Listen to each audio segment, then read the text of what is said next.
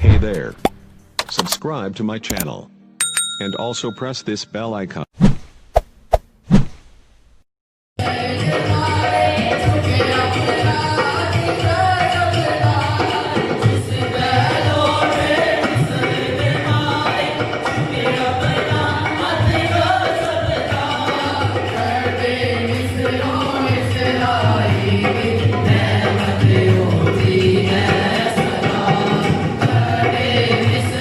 मेरा नाम पास्टर सलीम पतरस और दुआ करें कि स्टूडियोज़। मेरे अजीज़ों, मेरा दिल आज इंतहाई शुक्रगुजारी से भरा हुआ है कि आज मैं प्यारी बहन ऐना फराज के घर में हूँ और मेरा दिल बहुत ही इंतहाई शुक्रगुजारी से भरा हुआ है। ऐना फराज जो मेरी सिस्टर है और हम इनके घर आ जाएं। जी सिस्टर, कैसा फील कर रहे हैं आप? आज आपके घर में आओ दुआ करें कि टीम मौजूद है। मुझे बहुत अच्छा लग रहा है जी, और मैं शुक्रगुजार हूँ आप लोगों के लिए कि आप लोगों ने अपने कीमती वक्त में से वक्त निकाल कर मेरे पास आए हैं और मुझे एक खूबसूरत मौका दिया है कि मैं खुदा के पैगाम को आगे पहुँचा सकूँ। और मेरी दुआ है कि खुदा आपको बेपनाह खुशियों और बरकतों से मालामाल करे। मेरे अजीज़ों, हमारी सिस्टर बहुत अच्छा कलाम सुनाती हैं। आप उनके पहले कलाम को आपने सुना है जो कि उन्होंने इंग्लिश में सुनाया था, और आज फिर एक बार फिर से आपके लिए अपनी खूबसूरत आवाज़ को लेकर और जो खुदा ने कलाम दिया वो लेकर आपके लिए हाजिर हुई है। तो मेरे अजीज़ों, आप देख रहे हैं आओ दुआ करें के स्टूडियो से। मेरा नाम पास्टर सलीम पतरस। तो आप हमारे प्रोग्राम को शेयर कर सकते हैं, लाइक कर सकते हैं, कमेंट्स कर सकते हैं। आपकी कोई भी दुआ या दरख्वास्त है तो आप ज़रूर हमारे इनबॉक्स में डालिएगा। हमारी पूरी टीम आपके लिए बहुत ही बोझ के साथ प्रे करती है। आइए टाइम को वेस्ट किए बगैर हम दुआ करते हैं, सिस्टर से कलाम सुनते हैं। खुदा बाप और बेटा रूह कुद्दस के नाम से। खुदावन हय्युल क़य्यूम साकिल को इबादतों के सच्चे मेरे खुदा, मैं खाक और राख आपके हजूर झुकता ज़मीन तक झुककर आपको सजदा करता हूँ। और खुदावन खुदा देख तेरी बंदी को सर के बालों से के पाँव के तलवे तक आपके हैंडओवर करता। खुदावन जब तक बोलती हैं आपका आसमान खुला रहे और आपकी बरकत नाजिल होती रहे। छू और बड़ी बरकत दे मसीह के नाम से। आइए मेरे अजीज़ों, मेरी बहन से कलाम सुनते हैं।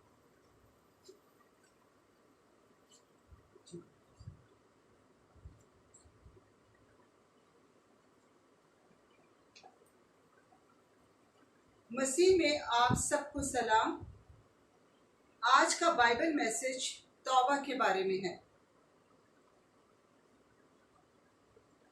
मरकस पहला बाब और उसकी 15 आयत में हम पढ़ते हैं, वक्त पूरा हो गया और खुदा की बादशाही नज़दीक आ गई है। तौबा करो और खुशखबरी पर ईमान लाओ। अजीज बहनों और भाइयों, कलाम में लिखा है रोमियो 3 बाब और उसकी 23 आयत में, इसलिए कि सब ने गुनाह किया और खुदा के जलाल से महरूम है। अब हम पढ़ेंगे कलाम में से, बाइबल में से पढ़ते हैं। रोमियो 3 बाब 10 से 18 आयत में हम पढ़ते हैं। मैं निकालती हूँ। चुनाचे लिखा है कि कोई रास्तबाज नहीं, एक भी नहीं, कोई समझदार नहीं, कोई खुदा का तालिब नहीं, सब गुमराह हैं, सब के सब निकम्मे बन गए, कोई भलाई करने वाला नहीं, एक भी नहीं। उनका गला खुली हुई कब्र है, उन्होंने अपनी जबान से फरेब दिया, उनके होंठों में सांप का जहर है। उनका मुंह लानत और कड़वाहट से भरा है, उनके कदम खून बहाने के लिए तेज रहो है। उनकी राहों में तबाही और बदहाली है और वो सलामती की राह से वाकिफ ना हुए, उनकी आंखों में खुदा का खौफ नहीं। ये जब खुदा ने जमीन पर नजर की तो खुदा ने देखा कि एक भी रास्तबाज नहीं है, एक भी समझदार नहीं है और एक भी नहीं जो खुदा का खौफ रखता है, बल्कि बताया गया है कि उनका मुंह लानत और कड़वाहट से भरा है और उनके कदम खून बहाने के लिए तेज रो हैं। और ये इनकी सब राहें किस तरफ को जाती हैं? तबाही और बदहाली की तरह। खुदा यीशु से दुआ मांगे कि वो हमें अक्ल और दानाई दे, ताकि हम अक्ल से भी चले और रूह से भी चले। खुदा का कलाम कहता है, आए कौम के हवानों, जरा ख्याल करो, आई एम को तुम्हें कब अकल आई। इज़ाया चैप्टर 53 वर्स 6 में हम पढ़ते हैं, हम सब भेड़ों की मानित भटक गए, हम में से हर एक अपनी राह पर फिरा, उनका मुंह लानत और कड़वाहट से भरा है, जबान भी एक आग है, जबान हमारे अज़ा में शरारत का एक आलम है और सारे जिस्म को दाग लगाती है और दायरा दुनिया को आग लगा देती है और जहन्नम की आग से जलती रहती है। मत्ती 12 बाब में हम पढ़ते हैं, यीशु मसीह ने कहा, आए सांप के बच्चों, तुम बुरे होकर क्यों कर अच्छी बातें कह सकते हो, क्योंकि जो दिल में भरा है वही मुंह पर आता है। लानत और कड़वाहट से मुंह भरा है, इससे हम खुदा बाप की हमद नहीं कर सकते हैं। हम एक ही जबान से खुदा की हमद भी करें और एक ही जबान से हम लोगों को लानत भी दें और उनके लिए बददुआ भी मांगे। आज दुनिया में हम देखते हैं कि चारों तरफ कत्ल व गारत हैं और टेररिस्ट जो हैं वो जगह जगह तबाही और बर्बादी की तरफ कदम बढ़ा रहे हैं। कलाम कहता है कि उनके कदम खून बहाने के लिए तेज होंगे। ये इसका मतलब है कि उनकी अक्ल बेकार है, वो अपनी अक्ल को इस्तेमाल कर रहे हैं, खुदा की अक्ल से ये काम नहीं कर रहे और उनकी आंखें बंद हो चुकी है, क्योंकि जिस राह पर वो चल रहे हैं वो तबाही की तरफ जा रही है। उनके ख्यालात नापाक और उनकी राहें टेढ़ी हैं, इसलिए वो सलामती का रास्ता नहीं जानते और उनकी रविश में इंसाफ नहीं, उनकी आंखें अंधी हो चुकी हैं। इज़ाया चैप्टर 64 वर्स 6 में लिखा है, और हम सब के सब ऐसे हैं जैसे नापाक चीज और हमारी तमाम रास्तबाजी नापाक लिबास की मानद है, और हम सब पत्ते की तरफ कुमला जाते हैं और हमारी बदकारी आंधी की मानद हमको उड़ा ले जाती है। इसी बात को मुकाशफा में हम देखते हैं कि कैसे लिखा गया है कि कोई रास्तबाज नहीं, रास्तबाजी नापाक लिबास की मानद है। तो याद रखिए कि खुदाम यीशु की बादशाहत में कोई नापाक चीज या कोई शख्स जो घिनौने काम करता है या झूठी बातें करता है हरगिज दाखिल ना होगा, मगर वही जिनके नाम बरा की किताबे हयात में लिखे हुए हैं। और यह भी लिखा है कि कुत्ते और जादूगर और हरामकार और खूनी और बुत परस्त और झूठी बात का पसंद करने वाला और घड़ने वाला दोनों खुदा की बादशाहत में दाखिल नहीं हो सकते। मेरे अजीज बहनों और भाइयों, खुदा चाहता है कि हम अब अपने गुनाहों से तौबा करें। ये खुदा ने हमें एक बहुत कीमती मौका दिया है और एक पाकीज़ा जिंदगी गुजारी। पाकीज़ा जिंदगी हमें दुनिया से कट ऑफ होके रहना पड़ता है, बहुत सी बातों से हमें परहेज करना पड़ता है। अगर हम सब आसमान की बादशाहत में जाना चाहते हैं, लेकिन हमारी जिंदगी अगर हम गौर करें तो गुनाह आलूदा है। हम इस चीज का कन्फेशन करें कि वाकई हम गुनाहगार हैं। जब हम पाक नहीं हैं तो हम किस तरीके से आसमान की बादशाहत में जा सकते हैं। हमें यीशु की मिसाल बनना चाहिए, जैसे कि यीशु ने कहा कि पाक हो जैसा कि मैं पाक हूं। लेकिन अफसोस के साथ ये कहना पड़ता है कि अगर दुनिया की तरफ देखें तो जमीन पर लोग तौबा करने से नफरत करते हैं और जहन्नम में रहने वाले दर्द से तड़प रहे हैं। अब आप ये देखें कि वो जो जहन्नम में तड़प रहे हैं उनके पास तो कोई मौका मौका नहीं है कि दोबारा इस दुनिया में आके तौबा करे और खुदा उनकी बादशाहत में दाखिल हो सके। यही मौका है। दुनिया में बदतरीन चीज ये है कि इंसान गुनाह में मर जाता है तो वह हमेशा के अजाब में, आग की झील में तड़पता रहता है। मैं आप लोगों से एक बात बार बार रिमाइंड करती हूँ कि यही मौका है कि हम खुदा यीशु की आवाज़ को सुने और अपने गुनाहों से तौबा करके हमेशा की ज़िंदगी इनाम में पाए। हमें पहले ही से मसीह यीशु ने तौबा के बारे में अपने कलाम में वजाहत से लिख दिया और उसने अपने बंदों के वसीला से भी हमें रिमाइंड किया है। यीशु बपतिस्मा देने वाला, हम देखते हैं कि यूहन्ना बपतिस्मा देने वाला और यीशु मसीह, पौलुस रसूल, पतरस और बहुत से अंबिया ने तौबा की मनादी की। लिखा है कि तौबा करो क्योंकि आसमान की बादशाही नजदीक आ गई। और इसी तरह से खुदा यीशु मसीह ने कहा मसीह दुख उठाएगा और तीसरे दिन मुर्दों में से जी उठेगा और यरूशलेम से शुरू करके सब कौमों में तौबा और गुनाहों की माफी की मनादी उसके नाम से की जाएगी। खुदा का कलाम कहता है कि यूहन्ना के पकड़वाने जाने के बाद यीशु ने गलील में आकर खुदा की मनादी की और उसकी मनादी में भी यही एक बात मेन टारगेट था कि वक्त पूरा हो गया है और खुदा की बादशाही नजदीक आ गई है। तौबा करो और खुशखबरी पर ईमान लाओ।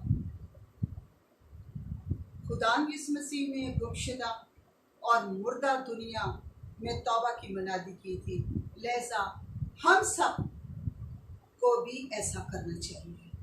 हम सब को भी ये तौबा की मुनादी करना चाहिए, लोगों को अवेकअप करना चाहिए, लोगों को हमें बताना चाहिए उनको कि जागो और दुआ करो और खुदा यीशु पर ईमान लाओ और तौबा करो।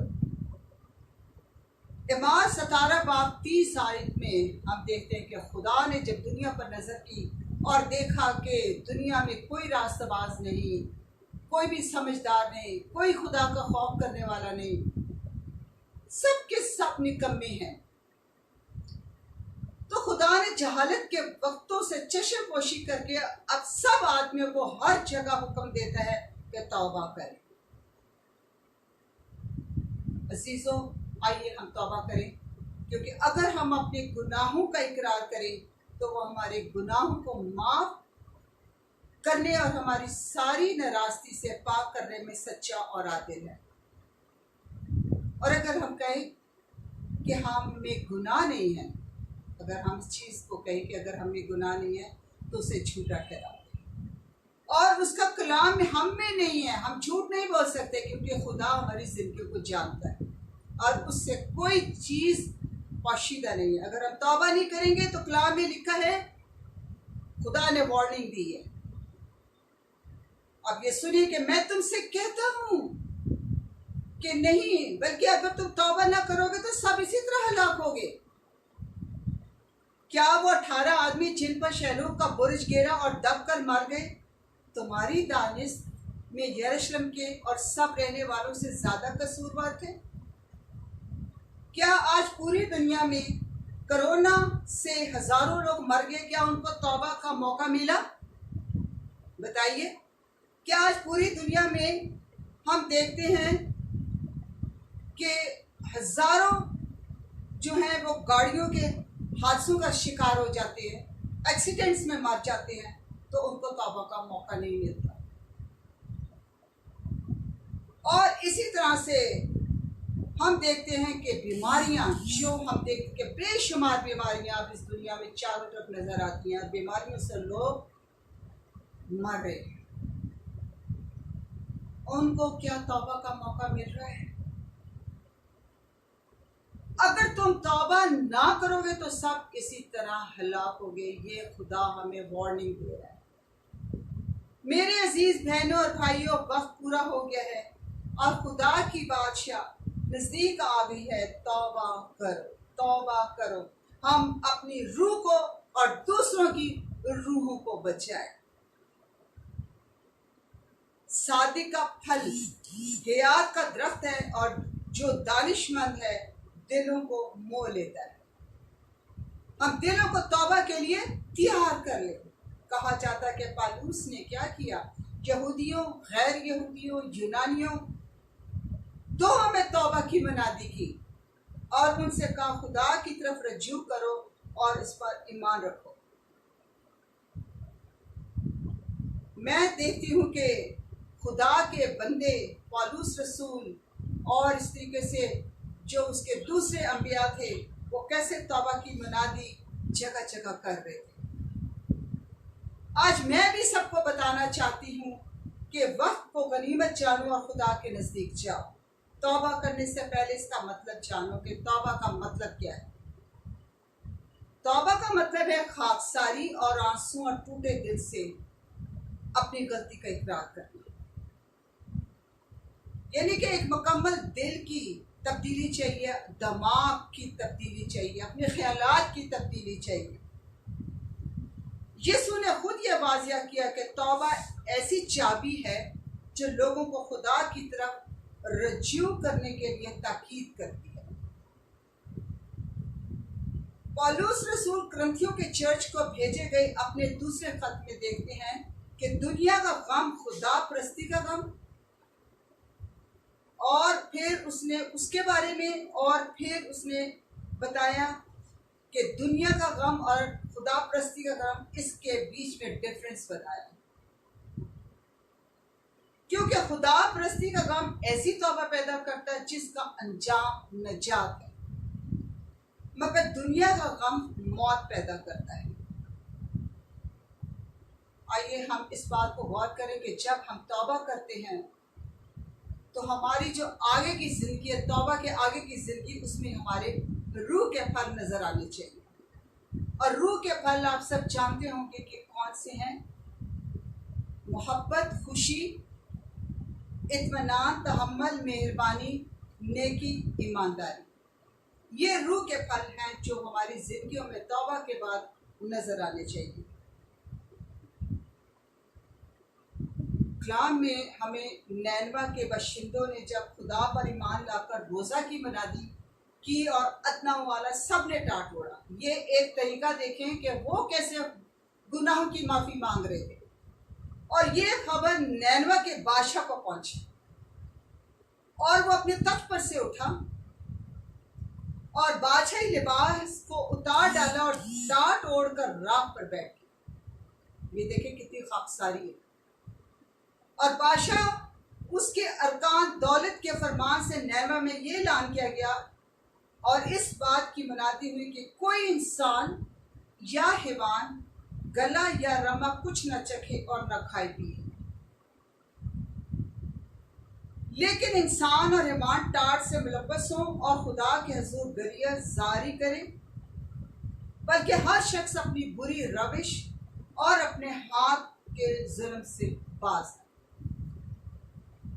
शायद खुदा रहम करे और अपना इरादा बदले और अपने कहर शदीद से बाज आए और हम हलाक ना।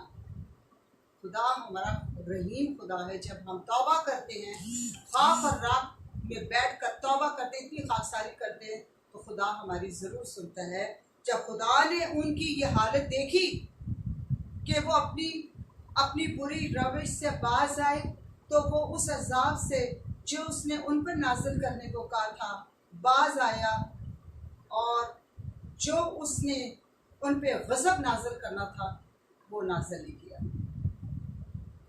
मेरे अजीज बहनों और भाइयों, हम अपने कपड़ों को नहीं बल्कि दिलों को चाक करें। खुदावंद अपने खुदा की तरफ मतवज्जा हो। वो रहीम और मेहरबान, कहर करने में धीमा और शफ़क़त और रास्ते में गनी है। वो अज़ाब नाज़िल करने से बाज रहता है। दाऊद नबी ने भी अपने गुनाह का इतराफ़ किया था, उसने अपने गुनाह को माना था। हमें भी जब हम इकरार करें तो हम अपने गुनाहों को माने कि मुझ में ये गलती है। और पौलुस ने मौजज़ों और अजीब कामों का इस्राएलियों से बयान किया हम देखते हैं कि यहाँ पे तौबा एक अजीब किस्म की तौबा। अब देखें, आप जैसे सब कलाम को सुन रहे हैं, तौबा के मुनादी को सुन रहे हैं, तो पौलुस ने बहुत भीड़ थी जहाँ पे खुद उसने पैगाम दिया कि इसराइलियों से बयान किया, मसीह के जी उठने का जिक्र किया कि ना वो आलम रवा में छोड़ा गया, ना उसके जिस्म के सड़ने की नौबत पहुंची। जब उन्होंने ये सुना तो उनके दिलों पर चोट लगी।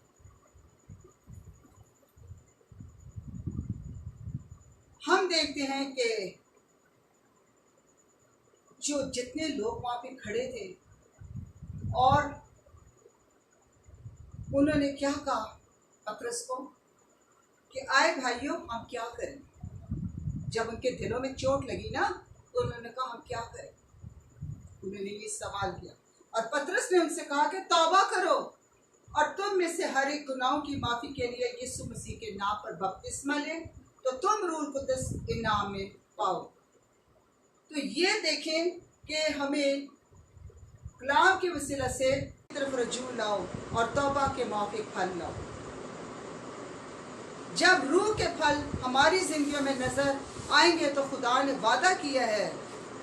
मैं आखिर में एक बात करती हूँ कि इस्तेशना 30 बाब उसके 8 आयत में लिखा है कि अगर हम तौबा करके अपनी ज़िंदगी को मुकम्मल तौर से बदल डालेंगे और रूह के फल हमारी ज़िंदगी में नज़र आएंगे, तो खुदा ने कहा है कि खुदा का वादा है कि मैं खुदा तेरा खुदा तुझको तेरे कारोबार और औलाद और चौपाइयों के बच्चों और ज़मीन की पैदावार के लिहाज से तेरी भलाई की खातिर फिर तुझको बरोमंद करूँगा, क्योंकि खुदा तेरी ही भलाई की खातिर तुझसे खुश होगा जैसे वो तेरे बाप दादा से खुश था, बशर्ते कि तू खुदा अपने खुदा की बात को सुनकर उसके हकाम और आइन को माने जो शरीयत की इस किताब में लिखे हैं, और अपने सारे दिल और अपनी सारी जान और अक्ल से अपने खुदा की तरफ फिरे।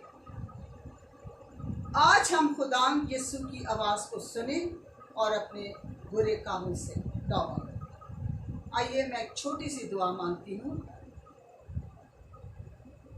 खुदा यीशु, मैं तेरा शुक्र अदा करती हूँ, मैं तेरी तमजीद करती हूँ इस कीमती मौके के लिए जो तूने मुझे दिया है। आज का कलाम जो तौबा का कलाम है, मैं चाहती हूँ कि जो भी इस कलाम को सुन रहा है वो इस बात के लिए जाने कि हमने आज ही तौबा करनी है, क्योंकि इसके बाद शायद किसी को मौका मिले ना मिले, क्योंकि जिस दौर से दुनिया गुजर रही है हम उसमें एक पल भी नहीं हम सोच सकते कि अगले पल में हमारे साथ क्या होने वाला है। बाप यीशु तुम्हें अक्ल और दनाई दे, समझ दे, अपना खौफ दे, ताकि हम अपने आप को तेरे आसमान की बादशाह में।